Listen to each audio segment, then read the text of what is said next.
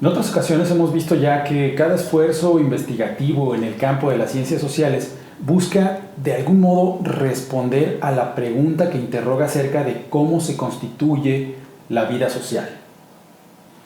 Hemos planteado también que una buena vía para responder a esta pregunta consiste en dilucidar cuáles son algunos de los elementos mínimos pero indispensables que intervienen en este proceso. Y así, llegamos a la idea de que la vida social es una función de la interacción entre actores y estructuras en un tiempo y en un espacio más o menos delimitados, tal como está puesta en la fórmula que ya hemos visto. En este sentido, vale la pena que profundicemos en esta discusión y que intentemos llevarla un paso más adelante. Les invito a que conversemos acerca de, digámoslo así, la pasión metodológica. Y claro, de la mano de los argumentos de Rosana Reguillo, una de mis personas favoritas en el mundo académico. Hablemos de ciencias sociales.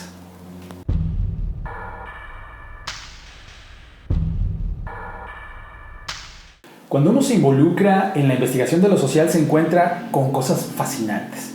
Y una de las que por lo menos a mí me fascina más, me resulta maravillosa, es sin duda la naturaleza de lo investigado y sobre todo las paradojas que esto pone de relieve. Pensemos por ejemplo que en el terreno de lo metodológico se suele hablar casi sin ningún cuestionamiento y a manera de dogma de objetos de estudio, como si aquello que uno investiga tuviera contornos claros y fuera completamente discernible de manera objetiva con las herramientas que nos ofrece el método científico. Afortunadamente hemos llegado a un punto en el que reconocemos que la perspectiva más convencional, a veces positivista, de la producción del saber científico, sobre todo en el ámbito de las ciencias sociales, es insuficiente. Y hoy nos hemos dado cuenta, pues, hemos reconocido que los actores cuentan con una especie de capacidad fundamental para convertirse en coproductores, para coproducir la vida social. En otras palabras, no son objetos. Es más, como ya lo hemos dicho antes, aquello que investigamos es tan complejo que cambia conforme lo observamos. Y más aún, aquello que observamos nos regresa a nuestra propia mirada. Y por si fuera poco, la mirada que aquello que observamos nos regresa suele transformarnos. Así de compleja y paradójica es la investigación social. Una vía más o menos adecuada consiste en acudir a la práctica de una férrea vigilancia epistemológica, por lo menos en el sentido sugerido por Pierre Bourdieu y también algunos otros. Quizá a manera de pie de página podríamos decir que dicha vigilancia consiste tanto en una explicitación crítica de las operaciones y decisiones metodológicas en las que uno se involucra, pero también como una especie de confrontación constante con los supuestos que uno suscribe. Pero ojo, se precisa efectuar una lectura Foucaultiana de esta práctica. ¿Por qué? Porque se corre el riesgo de convertir la vigilancia epistemológica en una especie de dogma de fe, quizá como una especie de garantía de objetividad, de una pretensión de verdad escrita así con mayúscula, y su función es completamente otra. Pero sobre este tema hablaremos en alguna otra ocasión. Por el momento, basta hacerle un guiño a las exigencias del método planteadas por Foucault en el orden del discurso y tratar de establecer un diálogo entre ambas perspectivas. Después de este pequeño desvío, regresemos al tema. Dijimos al principio que lo que nos interesaba era investigar la producción de la vida social y también dijimos que esta era una función de la interacción entre actores y estructuras. ¿Qué quiere decir todo esto? Básicamente que en el ámbito de las ciencias sociales uno de los ejes cruciales para el análisis radica en los modos en que los actores de manera intersubjetiva dotan de sentido al mundo. Desde luego, este proceso no ocurre en el vacío, sino que tiene lugar en un entramado de rasgos estructurales que configuran y orientan, eso sí, es decir, que influyen en los esquemas de representación y de acción con los que más o menos nos conducimos en el mundo. Ojo, dije influyen y no determinan. Pero, ¿cómo le entramos al análisis? Una vez más, hay que acercarnos a los argumentos de Rosana Reguillo, y ella nos sugiere que hay que pensar por lo menos en la existencia de 3 momentos analíticos. Un primer momento es el del análisis de lo social, es decir, aquel que sitúa las coordenadas en las que se despliegan los procesos de significación y de acción. El segundo momento es el del análisis, lo que ella denomina como análisis simbólico, y este remite básicamente a las prácticas discursivas que se llevan a cabo en el entorno de las coordenadas trazadas por el análisis anterior, es decir, por el análisis de lo social. Y finalmente está el momento de la interpretación, en el que convergen los momentos analíticos anteriores y que evidentemente convocan al investigador o a la investigadora a dar cuenta de lo que acontece. Todo esto requiere de una actitud metodológica específica. Se necesita pues digámoslo así, un enfoque capaz de maravillarse con lo cotidiano, un enfoque capaz de dar cuenta tanto de las minucias más pequeñas como de las grandes multitudes, y en otras palabras, lo que se requiere es básicamente una nueva mirada, pues, un modo de mirar que asuma al mundo como un lugar extraño, por decirlo a la manera brillante, a la manera tan brillante como la ha planteado el buen Néstor García Canclini.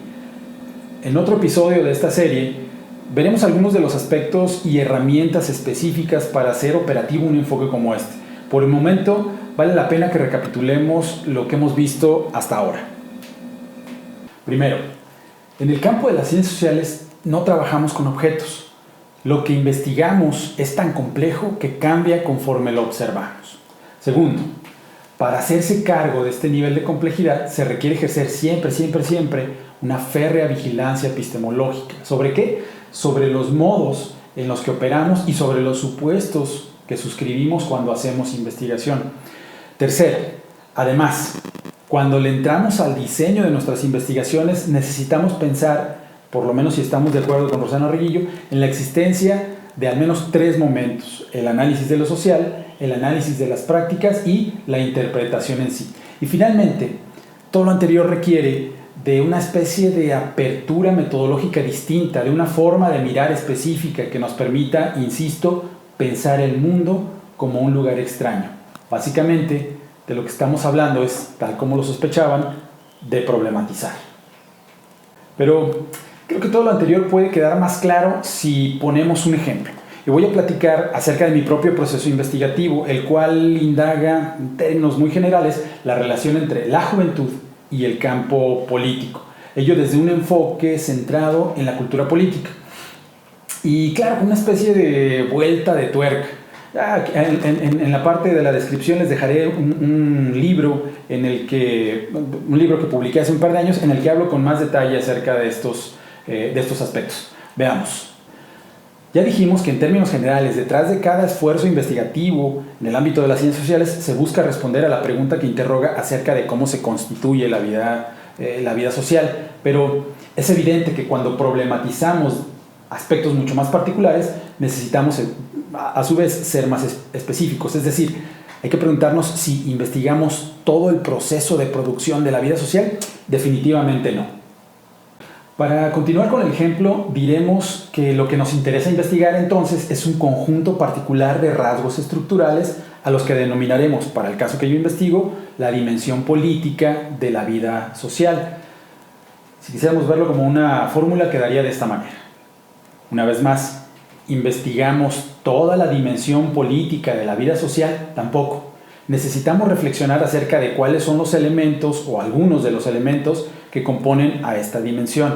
Y en ese sentido, podríamos decir que la dimensión política de la vida social se compone primero por un área formalmente instituida, pero también por otra que, es de naturaleza contingente. Si seguimos con esta idea, podemos decir que el área formalmente instituida se refiere básicamente a lo que conocemos como la política, es decir, a una especie de subsistema que regula los modos en los que se accede, se ejerce y se distribuye el poder.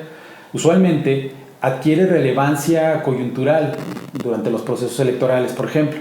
En cambio, el área contingente remite a lo político, es decir, a un conjunto de núcleos emergentes que circulan en el espacio público y que pueden ser vistos como ámbitos de indecibilidad, es decir, como instancias abiertas que no están decididas, y que nos obligan a los sujetos a adoptar una postura.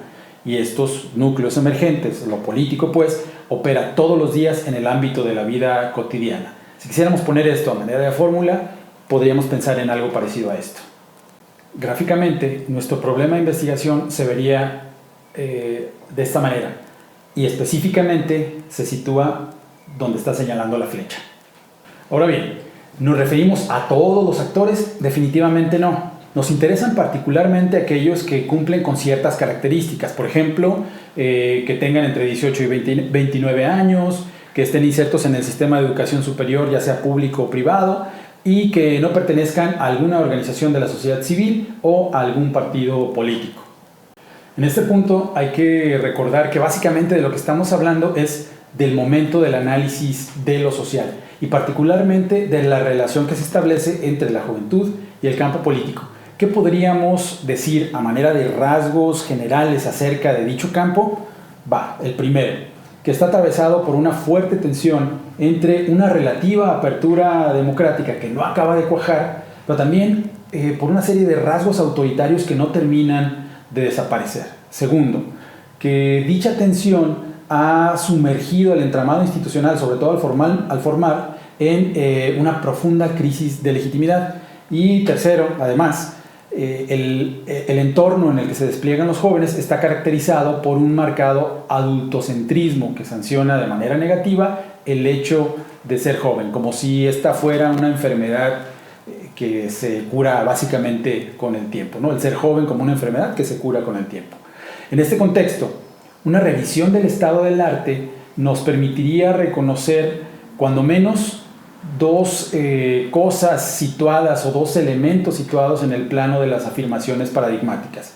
Uno, que desde la filosofía política, algunas partes de la ciencia política y sobre todo de las teorías de la democracia, más aún aquellas que se enfocan particularmente en la cultura política, el análisis suele favorecer dos aspectos: el ejercicio de la ciudadanía y la participación de los sujetos en los procesos electorales. Y además, de lo anterior se deriva la hipótesis adultocéntrica a la que ya nos referíamos, que sugiere que la juventud es apática por naturaleza y que prácticamente se interesa solo por la ludicidad y el goce presente. Pero ¿qué pasa si nos acercamos a estas afirmaciones con una actitud metodológica distinta? ¿Qué ocurre, pues, si miramos al campo político que nos resulta familiar como un lugar extraño? Este atrevimiento epistemológico, por decirlo de alguna manera, disloca por completo las coordenadas desde las que se piensa un problema de investigación y nos coloca de lleno en el segundo momento analítico al que nos referíamos hace un momento, al de las prácticas, particularmente de las prácticas discursivas. En este sentido, cuando nos acercamos a la población joven, nos damos cuenta de cuando menos dos cosas. Una, que hay un relativamente escaso involucramiento de amplios sectores de la juventud en los asuntos políticos, y dos, que este escaso involucramiento se explica por un profundo malestar con respecto, ojo, a la dimensión formalmente instituida. Esto es así porque los enfoques convencionales, ya lo decíamos antes, suelen concentrarse en la participación electoral. Confunden, por ejemplo, educación cívica con cultura política. Si entramos en el tercer momento, el de la interpretación, y nos atrevemos a desplazar la mirada hacia lo que acontece en la parte contingente de la esfera pública, de la dimensión política de la vida social, es decir, en lo político, nos damos cuenta que el malestar con la política no redunda en la hipótesis facilista que asume que la juventud es apática por naturaleza. Al contrario, con lo que nos encontramos es con un hervidero de núcleos políticos emergentes que nos permiten afirmar, cuando menos, que la producción de la apatía es un proceso altamente politizado y que la arquitectura de la subjetividad es un proyecto político en sí mismo. Así, vemos que el campo de relevancia de amplios sectores de la juventud se integra de un montón de aspectos que le interpelan y que trascienden por mucho a los análisis más convencionales, es decir, aquellos que se concentran en la parte más formalmente instituida de lo político, como la participación en los procesos electorales. De este modo, a grandes rasgos, con trazos muy generales, hemos construido un ámbito de problematización, un problema de investigación, y que para el caso que nos ocupa nos obliga a repensar un montón de conceptos y un montón de teorías desde las que se investiga convencionalmente al campo político. Pero en fin, dejemos hasta aquí la conversación. Ya en otros videos de la serie revisaremos tanto las discusiones acerca de las construcciones teóricas y conceptuales que implican que se implican en todo proyecto y el espacio teórico al que este alude, pero también revisaremos las minucias y las herramientas metodológicas a las que podemos acceder y echar mano para llevar a buen puerto nuestro proyecto de investigación. Y siendo así, pues lo dejamos por aquí. Nos vemos en el futuro y hasta entonces.